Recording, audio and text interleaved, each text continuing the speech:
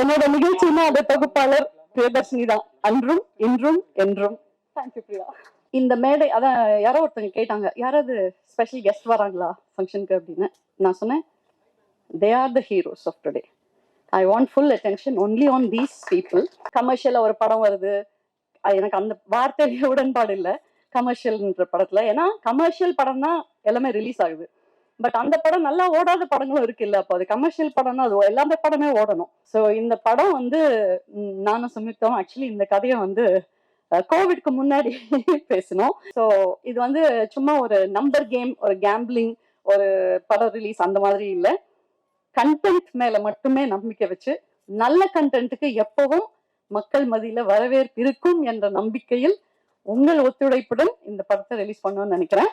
நீங்க எந்த உறவு முறையோட வேணாலும் பக்கத்துல உட்காந்து நீங்க இந்த படத்தை பார்க்கலாம். இந்த காலத்துல ஃபேஷனா சொல்ற அந்த கிரிஞ்ச் எதுவுமே இருக்காது.